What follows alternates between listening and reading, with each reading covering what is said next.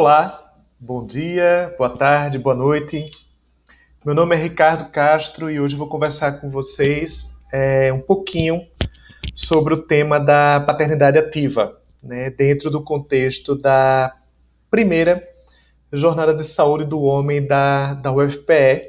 E gostaria muito, né, de começar a minha fala agradecendo a comissão organizadora da jornada, né, todos os estudantes e a professora Luana, que tão arduamente tornaram possível a realização dessa jornada com tantos temas, com tantas contribuições em torno da temática. Então, eu acho que o mês de novembro, que é um mês que tradicionalmente é reservado para discutir a temática de saúde do homem, fica muito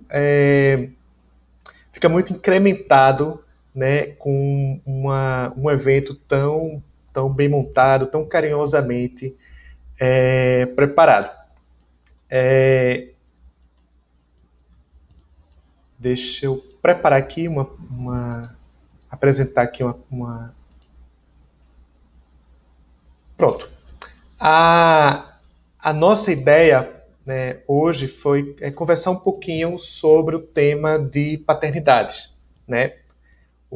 A missão era falar sobre paternidades ativas e eu vou, né, problematizar um pouquinho alguns temas que envolvem, né, a participação masculina, né, no pré-natal, no parto, no puerpério, no cuidado com os filhos, na anticoncepção, né, nesse universo reprodutivo que envolve a paternidade, mas que é bem mais amplo do que a vivência da paternidade. Mas como a missão é falar sobre paternidade, vamos dar um destaque maior sobre ela. Então, eu sou Ricardo Castro, sou professor de saúde coletiva aqui do Núcleo de Ciências da Vida da UFPE, aqui em Caruaru, e também sou membro do GEMA, UFPE, que é um grupo de pesquisa, um núcleo de pesquisa em gênero e masculinidades. A minha história, junto com essa temática, está ligada principalmente a duas organizações, e agora três, né? Que é o Instituto Papai, que é uma organização que eu atuei durante 10 anos, que foi fundada por dois psicólogos e hoje professores também da UFPE, que é o Benedito Medrado e o Jorge Lira, que também coordenam, né, o grupo de pesquisa, o GEMA UFPE, que foram pioneiros aqui no Estado nessa discussão que envolvia, né, homens e masculinidades, homens e saúde, homens e reprodução. E dentre essas temáticas, do destaque é a questão da paternidade. Né? O nome do Instituto Papai não é à toa, porque justamente o trabalho começou com o acompanhamento de casais grávidos, de jovens pais, em sala de espera de maternidade, em sala de espera de hospitais, na puericultura, em unidades de saúde da família. Então, nesse contato com esses jovens pais, foi que iniciou o Papai, e uma parte também do trabalho do GEMA é o FPE. E também, né, falar do meu lugar institucional atual também, que é o curso de medicina da UFPE, que tem como objetivo não só, né, a formação de profissionais médicos aqui no interior do estado, mas também está pesquisando, problematizando questões de saúde, produzindo conhecimento aqui na região, pensando as especificidades, né?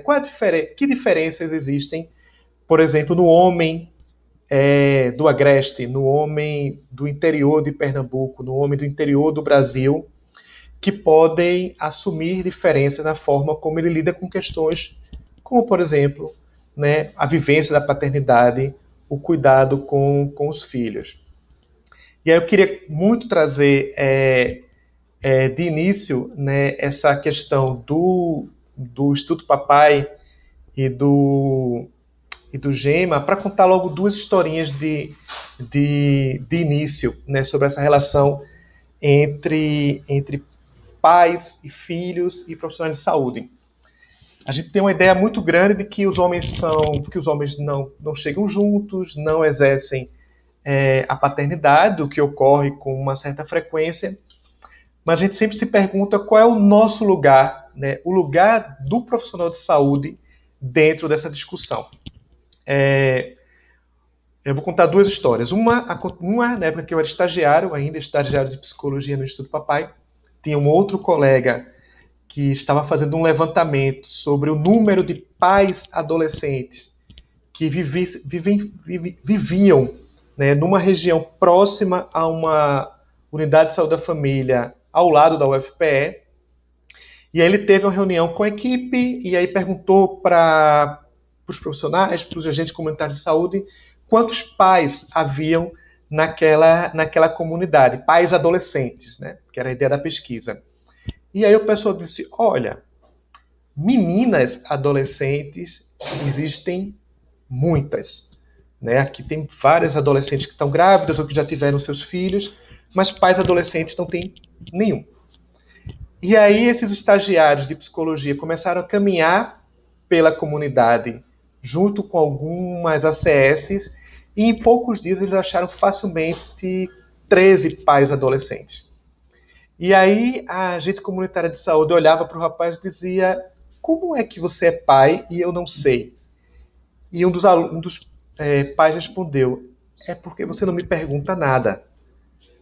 Então, muitas vezes, quando a gente vai realizar uma visita domiciliar de manhã e está o homem em casa, o homem com uma criança ou o homem sozinho, a gente muitas vezes se bate na porta, ele atende e diz, eita, peraí, depois eu venho quando sua esposa estiver em casa. E às vezes a gente perde uma oportunidade de estar inserindo esse homem, de estar inserindo esse pai dentro de discussões que envolvem cuidados. Uma outra história aconteceu comigo quando eu já era profissional, né, da instituição, do Instituto Papai, e aí eu recebi uma visita de uma assistente social e uma psicóloga de um hospital de referência de Recife que veio com a seguinte demanda, olha, nós trabalhamos numa UTI pediátrica e os profissionais de saúde, os médicos, os enfermeiros, as enfermeiras, as médicas, têm uma resistência muito grande à figura do pai como acompanhante da criança que está internada. Então, existem situações, por exemplo, em que o pai é o cuidador mais possível para aquela criança, seja porque é quem está mais próximo da criança, seja porque tem uma relação de trabalho mais flexível do que a mãe, ou mesmo está desempregado. Então, o pai tinha a possibilidade de estar acompanhando aquela criança no internamento de UTI, mas a figura daquele homem era tão estranha ao espaço hospitalar que elas falavam de situações, por exemplo, de crianças que tinham as altas antecipadas para que esse pai não frequentasse a UTI. Né? E eram pais que cuidavam, que eram atenciosos, que estavam com seus filhos. E ela veio nos procurar para dizer o que a gente pode fazer para sensibilizar, né, esses profissionais de saúde de que sim, pais também podem cuidar e podem cuidar muito bem, desde que tenham apoio, desde que sejam reconhecidos nesse lugar.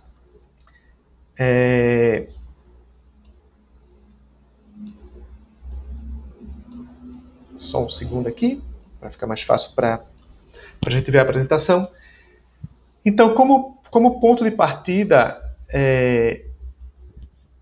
do ponto de vista teórico, né, algo que possa, né, nos guiar nessa nossa caminhada aqui do dia de hoje, do dia tarde, noite, o horário que vocês estejam vendo essa atividade, nós vamos utilizar como ferramenta de análise para compreender a paternidade os estudos de gênero. Estudos de gênero que muitas vezes são muito mal compreendidos hoje em dia, então é sempre bom a gente estar falando. Quando a gente está falando de gênero, a gente está falando, né, de quê? Estamos falando de masculinidade, de paternidade, estamos falando também de relações construídas entre homens e mulheres. E aí eu gosto muito dessa autora, né, que está retratada aqui do lado, que é a Joan Scott, que é uma historiadora, que ela publicou num artigo chamado justamente Gênero, Categoria Útil. para análise histórica de que gênero seria, na verdade, um conceito que abarcaria 3 dimensões. A primeira é que o que é o gênero? Então, gênero é um elemento constitutivo das relações sociais, das relações entre as pessoas, entre pessoas e instituições, entre pessoas e pessoas, né, baseada nas diferenças percebidas entre os sexos. Então, a partir de como nós percebemos as diferenças entre homens e mulheres, entre meninos e meninas, nós construímos mundos, universos, papéis do que é o masculino e do que é o feminino, do que é próprio, do que não é próprio, do que é desejado, esperado para homens e mulheres. Só que Joan Scott vai além disso. Ela diz, olha, além de explicar essa diferença entre homens e mulheres, o gênero ele é uma forma também de dar um significado inicial às relações de poder. Ou seja, além de dizer socialmente o que é homem, o que é mulher, ser homem e ser mulher na nossa sociedade tem uma dinâmica de poder diferente. Homens podem fazer coisas que mulheres não podem fazer coisas. É mais seguro para um homem caminhar altas horas da noite sozinho do que uma mulher. É esperado, por exemplo, quando nós visitemos uma família com um idoso acamado, com uma criança com deficiência, ou mesmo com um adolescente que sofreu um acidente de moto, que essa pessoa esteja sendo cuidada por um homem ou por uma mulher. Por quê? Por que homens morrem mais de violência ou de acidentes de trânsito? Por que mulheres sofrem violência em suas casas? Por quê?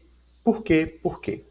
Então, o estudioso de gênero vai dizer, olha, eu me deparo com a realidade, mas eu me pergunto, será que isso sempre se deu dessa forma?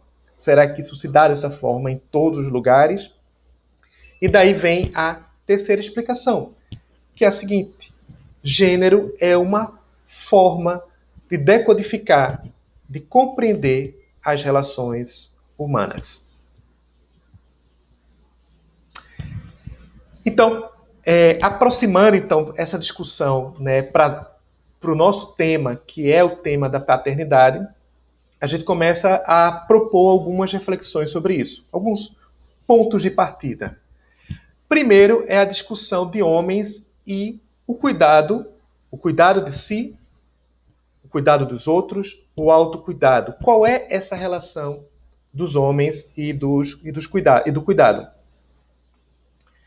Como é que nós homens, os meninos, nós somos socializados para cuidar de nós mesmos e de outras pessoas? Como é que se dá isso?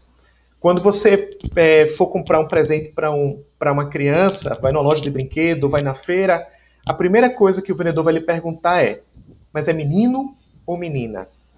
E aí, a partir dessa resposta, né, cria-se uma divisão na loja, ou na venda, ou na banca, entre os brinquedos de menino e os brinquedos de menina.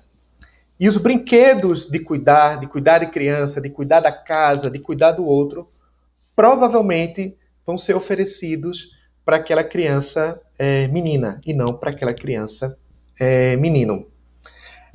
Uma outra questão ainda é que existe um muro de silêncio, né? Quando a gente pensa, por exemplo, as informações que nós temos sobre paternidade, sobre cuidado paterno, né? Por exemplo, quantos pais acompanham seus filhos no nascimento de seus filhos numa maternidade, em Caruaru, em Pernambuco? Não sabemos. Né? Quantos pais acompanham seus filhos em internações em UTI? Não sabemos. Né? Existem poucas informações sobre participação paterna. E quando a gente se depara com essa participação, a gente se surpreende. Eita, o que esse homem está fazendo aqui? Por que esse homem está fazendo aqui? Por que não? Talvez porque a gente não se pergunte, talvez porque a gente não procure saber. Uma outra questão é que o exercício da paternidade, né, é uma experiência enriquecedora para os homens. Quando a gente participa, por exemplo, de grupos de pais, né, quando a gente, né, depois do parto, ou do nascimento, ou da criação das crianças, esses homens podem falar. É um momento bem interessante, como muitas vezes esses homens se emocionam e falam, puxa vida, é a primeira vez que eu estou falando sobre o quão impactante foi o nascimento do meu filho, mas que muitas vezes eu não tenho oportunidade de falar, né, sobre isso. Se a gente volta, por exemplo, à questão da paternidade na adolescência, né, a gente, né, conversando com os adolescentes, a gente vai vendo que essa experiência de paternidade ela vai sendo tão mais positiva quanto mais apoio e informação esse jovem pai, esse pai adolescente tiver, né? Apoio da família, apoio da escola, apoio do serviço de saúde, apoio da igreja. Então, quanto menor for essa rede, quanto mais sozinho esse adolescente estiver nesse momento, mais complicado para ele vai ser essa experiência. E por último, né, pensar a questão da paternidade dentro de um campo mais amplo, que é o campo dos direitos reprodutivos. Então, quando a gente pensa em direitos reprodutivos, a gente está pensando em direitos reprodutivos dentro de uma concepção de direitos humanos, né? Uma noção ampliada de saúde reprodutiva, que é a saúde que a gente já faz parte do nosso cotidiano nas unidades de saúde, mas é o direito reprodutivo como pensado como um direito básico, né? Relacionado à sexualidade, à reprodução humana, né? Que fala de se, quando, com e quem, né, eu posso reproduzir, eu posso ter filhos ou eu posso não ter filhos. Então, tratar de paternidade, tratar da relação de homens e filhos tem a ver com anticoncepção, tem a ver com parto, tem a ver com direitos reprodutivos dentro de uma concepção bem mais ampla. Uma outra discussão que a gente também se coloca dentro da discussão de paternidade é sair da dicotomia entre o pai autoridade, o pai provedor financeiro, né, que também é importante, né, prover a família, prover as crianças. É um papel importante e também uma forma de demonstração de cuidado. Acontece que muitas vezes as mulheres, né, trabalham, provêm financeiramente a sua família, seus filhos e cuidam das crianças. E os homens também, a gente também precisa estar atento sobre essa passagem dos homens, né, para esse universo de cuidador. Né? Muitos homens vêm exercendo, mas ainda é um grande desafio, né, esse lugar dos homens como aquele que compartilha, né, os cuidados, né, cotidianos com uma criança, com um bebê, né, com um adolescente, nesse contexto. E a gente se pergunta, se os homens cuidassem mais dos filhos, a situação seria diferente? Né? Se as crianças pudessem ver, se os meninos pudessem ver seus pais cuidando, adotando relações de compartilhar com suas companheiras, a gente teria uma sociedade mais diferente, uma sociedade mais compartilhada, né? E uma revisão, né, da forma como a gente vê a própria paternidade. Antigamente, quando a gente chegava no Google e colocava paternidade, vinha uma série de informações sobre exames de paternidade, reconhecimento de paternidade. Então, a paternidade aparecia enquanto questão na sua ausência. A gente só discutia a paternidade no momento em que esse homem não estava junto, que esse homem não estava presente.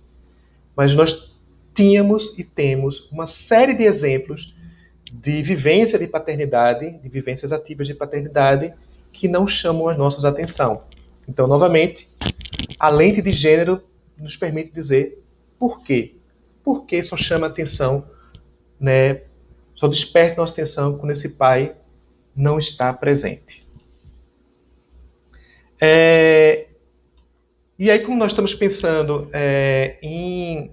em serviço de saúde, né, em participação masculina no contexto de saúde, eu queria trazer para vocês uma pesquisa que foi feita pela OMS, tem 20 anos essa pesquisa, feita em 2000, mas eu acho que ela é muito atual a respeito disso, né? Quando a gente se pergunta, no contexto da paternidade ou no contexto dos serviços de saúde, de uma forma geral, o que querem os homens no serviço de saúde?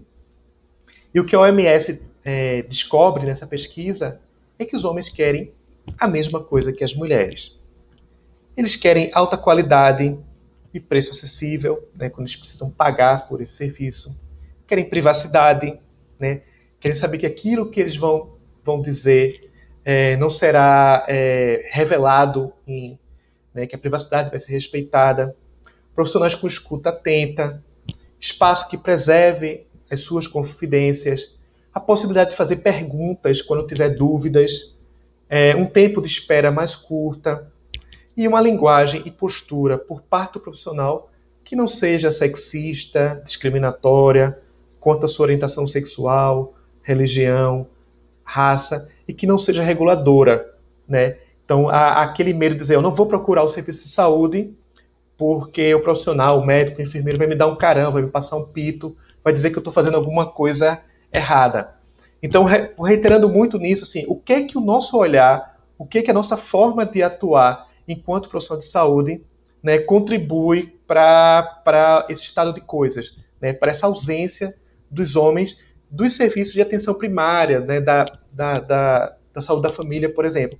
Porque os homens estão nas emergências, estão nas unidades de trauma, estão nos serviços de saúde mental, de álcool e outras drogas, mas quando a gente pensa na prevenção em saúde, quando a gente pensa na promoção, por que esses homens não estão conosco nesses momentos?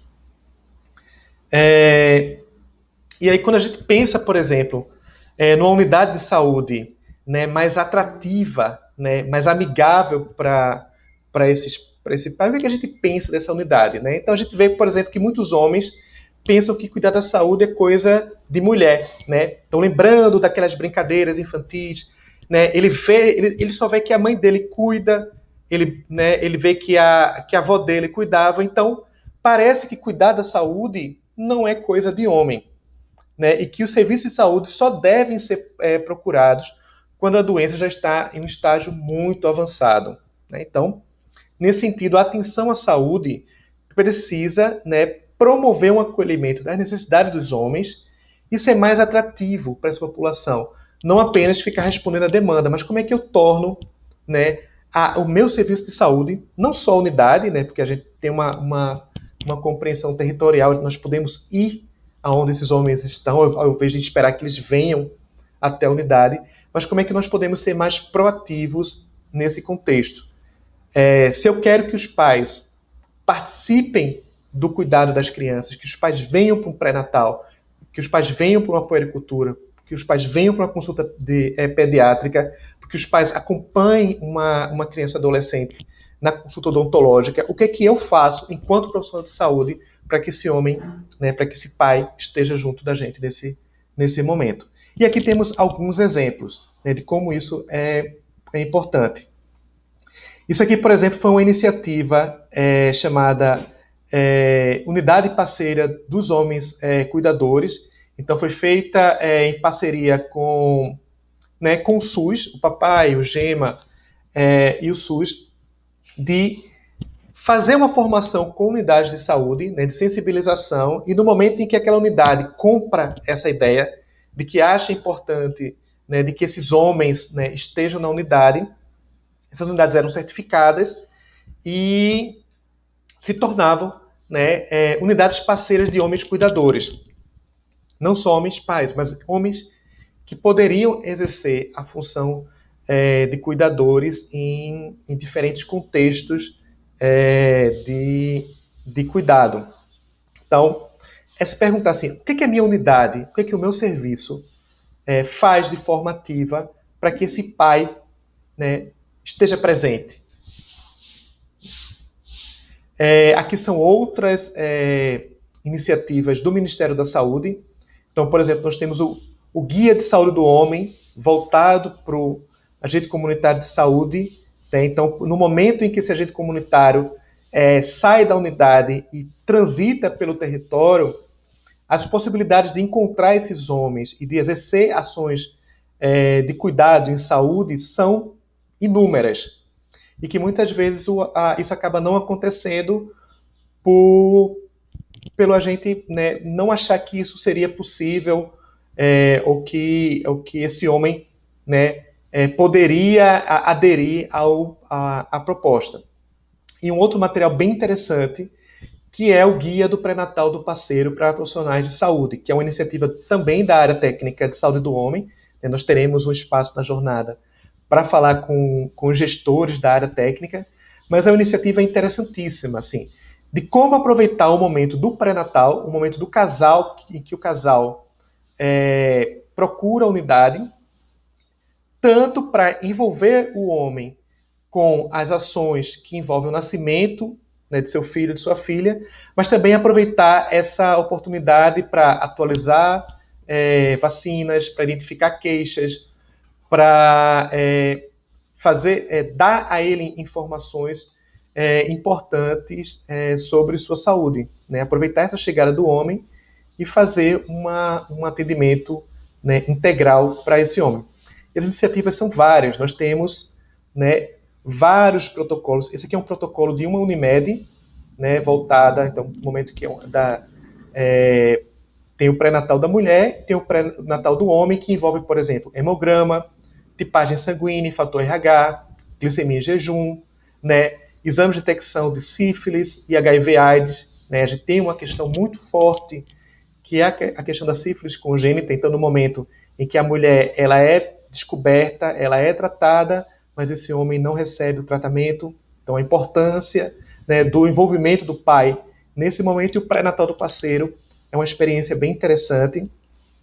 Aqui é um fluxograma da Prefeitura de São Paulo, né, de pré-natal. Então, teste de gravidez positivo, né, gera acolhimento e aconselhamento de gestantes, oferta de exames de pré-natal, convite aos parceiros, aconselhamento individual do parceiro, oferta de sorologia para sífilis, HIV, hepatite, convite à participação no pré-natal, garantia de consulta individual para o resultado desses exames, avaliação dos resultados, orientação, tratamento, acompanhamento. Então, é uma concepção ativa, né, do serviço de saúde quando esse homem, esse casal, chega com uma demanda de pré-natal. Então, é muito comum, às vezes, nas unidades, quando é o dia de pré-natal, estão as mulheres dentro da unidade, na sala de espera, e os homens, às vezes, do lado de fora, na moto, com o capacete, esperando. E muitas vezes esse homem nem sabe, né, de que ele poderia estar participando desse pré-natal. Então, batendo muito na tecla, o que é que eu faço enquanto serviço, enquanto unidade, para aproximar mais esse homem, esse pai, do meu cotidiano, né, de serviço. E eu queria trazer para vocês algumas paternidades, formas, expressões de paternidade que acabam sendo mais inviabilizadas, né? Então, assim, expressões de paternidade, detalhes de paternidade, características de paternidade, modos de ser, que às vezes passam para a gente de forma não percebidas e que chamaram, né, e que despertaram muita atenção da mídia nesse ano 2020, que eu queria compartilhar com vocês.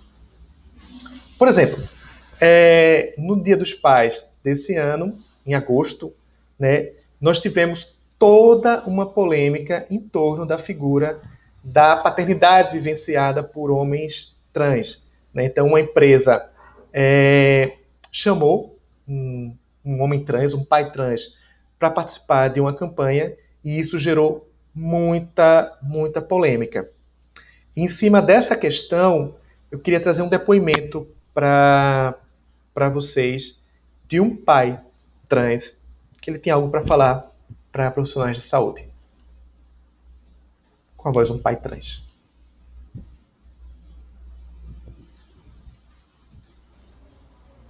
Oi, gente, tudo bem? Eu sou Apolo, sou homem trans, eu sou pai e eu que gestei a minha criança, né, minha filha. O pedido foi para falar um pouco sobre esse processo de paternidade relacionado à medicina, né, de como a medicina enxerga nossos corpos, ou melhor, como não enxerga. A invisibilidade dos nossos corpos nesse campo da saúde, ele é bem complexo, porque passa por um processo de não reconhecer as nossas necessidades, não perceber e nem ter a sensibilidade de entender que nossos corpos são diversos e que a gente tem desejos diversos também, né? Então, eu sempre gosto de falar um pouco sobre essa minha experiência, o fato de que quando eu cheguei para minha ginecologista para dizer para ela que eu queria engravidar, ela me sugeriu colocar um DIU. E acho que essa foi uma das violências assim que eu sofri de maior proporção com relação à ginecologia especificamente, sabe? Porque quando uma pessoa está tentando engravidar, eu acho que o DIU não é uma possibilidade, né, de utilização nesse processo. Inclusive porque se você engravida com DIU, você tem uma gravidez de alto risco. Então, a tentativa dessa ginecologista era impedir o meu processo de gestação, sabe? E em todo o meu processo de gestação eu vivi processos de violências, porque as pessoas não conseguiam lidar com a minha identidade trans, né? E é importante que os médicos comecem a perceber que a gente é uma pessoa, sabe, comum, com útero, com desejos, com vontades, e a partir disso a gente tem necessidades. Não é tão difícil perceber um pouco disso, né? Acho que esse processo de invisibilidade ele tem muito menos a ver com a nossa população e tem muito mais relação com a forma com que as pessoas cisgêneras percebem o mundo, né? Porque a gente, enquanto pessoas trans, a gente segue uma lista de padrões que pessoas cis determinam para os nossos corpos, e a partir disso vocês imaginam como podem atender as pessoas trans no sistema de saúde, sabe? Existe uma lista de coisas que vocês acham que pessoas trans precisam seguir, padrões, e a partir disso a gente é atendido. E quando a gente não cumpre essa lista, os médicos ficam meio perdidos nesse processo, né? Acho que é um pouco disso, assim. Era um vídeo curto que me pediram para gravar. Eu acho que é um pouco disso, assim. Esses processos de violência que a gente sofre tem muito mais relação com isso, né? Com a falta de percepção com que as pessoas têm de que a gente tem desejos, sabe? Nós somos diversos. E é isso. Obrigada. Obrigado, Apolo. Então, assim, a ideia de como, às vezes, a nossa invisibilidade, né, a invisibilidade que trazemos para as pessoas que nos procuram, podem fazer com que a nossa atuação enquanto profissional de saúde, que primariamente visa, né, a qualidade de vida das pessoas, possa ser prejudicada porque a gente não consegue perceber que um homem trans pode, deseja e que venha a ser pai. E que a discussão de paternidade, por exemplo, no pré-natal, ela pode envolver o pai, incluindo as questões de parto, né? E aí eu queria avançar um pouquinho e trazer para vocês uma outra discussão que também envolve a questão da paternidade, que são as questões de raça. Como eu disse para vocês, gênero é uma das lentes que nós temos para ler a sociedade. Mas às vezes, quando esse pai chega para a gente, esse pai ele está envolvido com outras lentes, com outras leituras desse corpo desse pai. Um deles é a questão da cor da pele. Né? O que, que significa ser um pai negro no Brasil, uma sociedade racista como a nossa, que discrimina homens e mulheres negros, indígenas, de etnias que não sejam, né, a etnia branca, a etnia que, assim como nas relações de gênero, a partir da diferença entre homens e mulheres nós temos relações de poder, a partir da diferença entre diferentes tons de pele nós também temos relações de poder. Então, por exemplo, a gente teve vários exemplos no ano, né, como esse dos Estados Unidos. Polícia nos Estados Unidos atira em homem negro na frente dos seus filhos. Capoeirista que segurava filho no colo acusa PM de apontar armas, usar mata-leão, usar algemas e deixá-lo de cueca em São Paulo. Pintor negro corre para ajudar no nascimento do filho e é preso por roubo. Então, essas questões que envolvem raça e etnia, elas também envolvem e também interferem na forma como a gente percebe e atua junto a essa população. E aí eu vou trazer também uma fala de um pai negro que também tem algo para falar para a gente. Com a voz, um pai negro.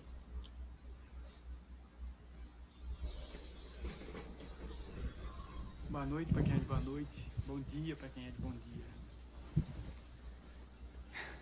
Queridos futuros doutores, o Ricardo me pediu para falar com vocês alguma coisa sobre paternidade negra e me advertiu que tínhamos pouco tempo. Ele me pediu para falar alguma coisa em 3 minutos. E eu pensei, nossa, 3 minutos é tempo demais. 3 minutos é muito tempo. Para vocês terem uma ideia, o Boulos está disputando a prefeitura de São Paulo, uma das cidades mais importantes do mundo, e ele recebeu 17 segundos na televisão. Então 3 minutos é muito tempo. É muito tempo, dependendo do que seja, um tempo suficiente em 3 minutos para uma criança de 1 ano e meio cair e bater a boca no assoalho, cortar aqui tudo, sair sangue, em 3 minutos, na frente do pai, deixar o pai desesperado, se sentindo culpado, achando que ele devia ter chegado mais perto, que ele não devia ter dado tantos passos. Em 3 minutos, uma criança de 2 anos e meio desloca o braço porque o pai dela deu um puxão errado e ele fica desesperado sem saber o que fazer. Em menos de 3 minutos, de colocar a criança no carro e prender o dedinho dela no assento de segurança. Em menos de 3 minutos. Nesse tempo de 3 minutos, a gente corre para tentar achar alguém que a gente acredita que vai saber o que fazer, porque o pai mesmo não vai saber. Ele vai estar se culpando, vai estar sofrendo. E ele, quando chega diante do médico, esses 3 minutos de espera são uma eternidade. Então eu acho que se eu pudesse dizer alguma coisa para vocês, médicos, né, quando eu chegasse aí com a minha filha sofrendo, que vocês pensassem na importância desses 3 minutos. Se vocês conseguirem me dar esses 3 minutos de vocês, isso vai fazer muita diferença para mim. E como pai, eu acho que o tempo de espera de 3 minutos é muito tempo. Por favor, me dê seus 3 minutos, me escute, ouça o que eu tenho a dizer, o que eu estou trazendo para vocês. E 3 minutos é suficiente, se vocês puderem me dar. Para vocês parecer pouco tempo, mas para mim, pai preto, que vai estar diante de vocês sem saber o que fazer, sem saber o que aconteceu, por que aconteceu, e sabendo uma única coisa, que a culpa foi minha, porque o pai sou eu que devia estar lá, eu que devia ter feito, eu que devia ter protegido melhor, e eu não protegi. Eu quero que vocês pensem na importância desses 3 minutos, tá? E procurem me atender dentro desses 3 minutos. Quando vocês estiverem nos serviços, né, se vocês puderem me dar 3 minutos, eu vou agradecer. Bom?